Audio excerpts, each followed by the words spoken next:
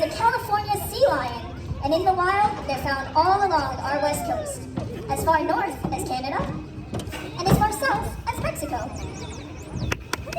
Sea lions are very social animals. They gather in large groups called rookeries. Now, these rookeries can be very noisy places.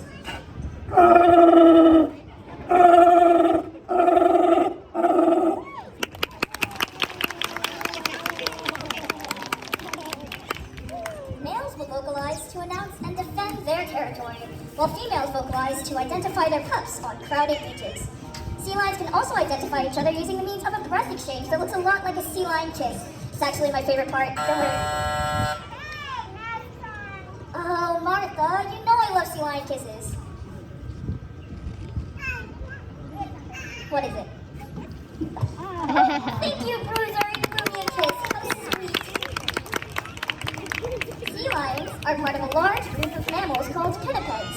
Now, these pinnipeds also include seals, like those you may have seen at sea cliffs, sea lions, of course, like Bruiser here, and walruses. Now, I'm sure everyone here knows what a walrus looks like. If you don't, Bruiser can show you. It's a little trickier to tell the differences between seals and sea lions, but don't worry, we have a couple of tips to help you out. First, we're going to take a look at the side of the animal's head. If you see ear flaps, you are looking at a sea lion. Seals don't have those.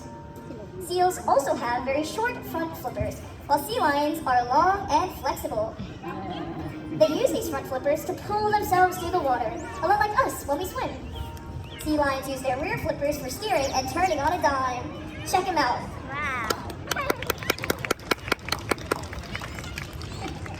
Their rear flippers can also rotate underneath their bodies, making them extremely mobile on land. Don't believe me? Check this out.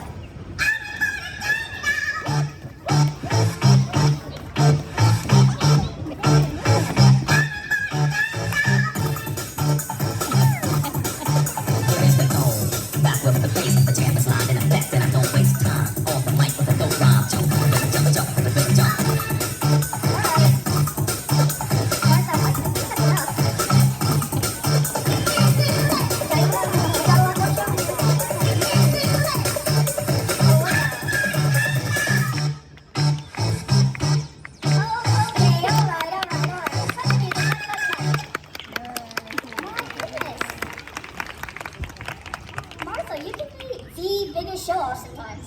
What? All right, I was moving and grooving, but you took it way too far. I mean, you're embarrassing all of us. Can we get back to the show?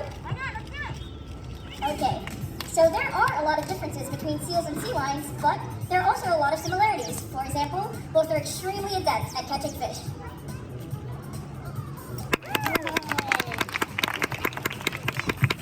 Sea lions eat a wide variety of fish, and Bruiser here loves his fish. In fact, Martha, I think he may be eyeing your pouch. You might want to be careful. Oh, trust him, do you? Well, of course you trust him. Their whole relationship is based on trust. Watch this. Martha can take a fish, put it in Bruiser's mouth, and he won't even eat it. No one's impressed? We just want you to go home and try this with your dog and a juicy piece of steak. Good luck. All right, how about we take this up a notch? All right, so Martha is going to put a fish in Bruiser's mouth, turn her back, and when she turns back around, that same piece of fish will still be there, and that's what we call trust.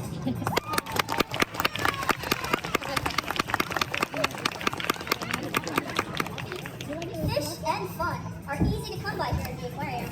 But in the wild, it's a completely different story. Out there, sea lions have to catch their own fish. All the while, there are other animals lurking throughout the waters, stalking their prey. That's right, I'm talking about a sea lion's primary predator, the great white shark. Don't worry, folks, that's no shark. That's just Bruiser doing a shark impression. Almost got me, bud. But Bruiser's right. White sharks and killer whales are the primary predators of sea lions. But there's an even bigger danger, and it's not even an animal. It's plastics. That's right, folks, the plastics we all use every single day winds up in our oceans. where they trap and kill millions of marine mammals, seabirds, fish, and turtles. And I'm not talking any type of plastic. This plastic can gather into large masses the size of Texas and... Martha, what is that? A plastic bottle? An art operator. Oh my goodness. Sorry folks, this is so embarrassing. I'll just toss this out, nothing to see here. Huh?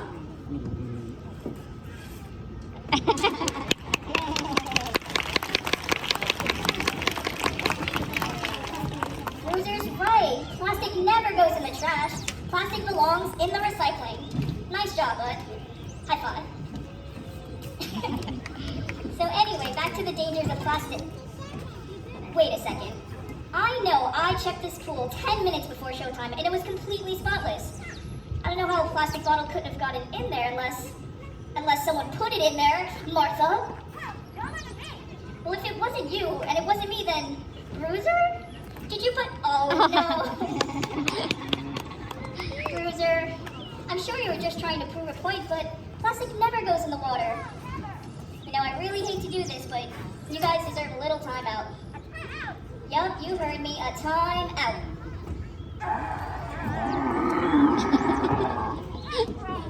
Oh, the groaning. Come on, let's get back there. I'll help entertain the masses while you're gone. So anyway, back to my show.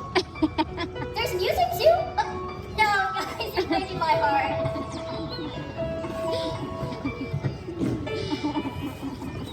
Okay, maybe I was a little harsh on them, but this is serious business. I mean, did you all know that humans use over 50 billion plastic bottles every single year and only 1 in 5 gets recycled? 1 in 5? 1 in 5. Bruiser, I know, it's shocking. But consider this. If everyone who came to the New York Aquarium this year alone were to recycle all of their plastics, that would be over 2 million plastic bottles saved. That's a lot of plastic, and that is something to celebrate. Hit it! To help us celebrate is our 20-year-old 500-pound sea lion Osborne and his trainer, Sarah.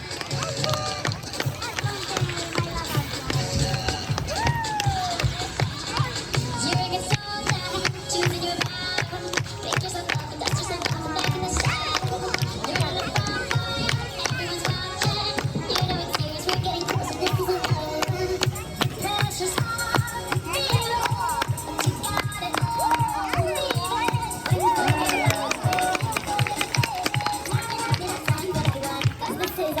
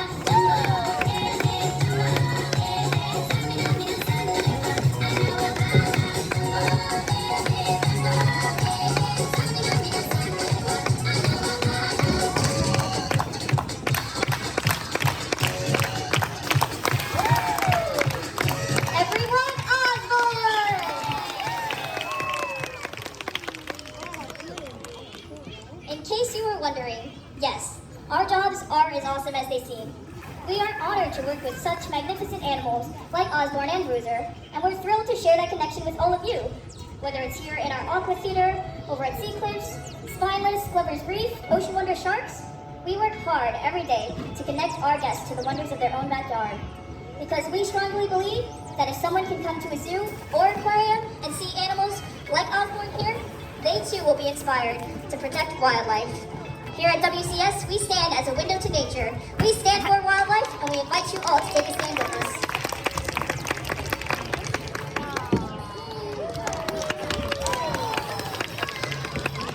Let's give one last round of applause for Osborne and his trainer, Sarah. We want to thank all of you for coming to the New York Aquarium today. By choosing to come, you're choosing to support the worldwide efforts of the Wildlife Conservation Society, and we thank you for that. Thank you for staying seated as the show comes to an end. I'm going to start with section A. You guys can stand on up.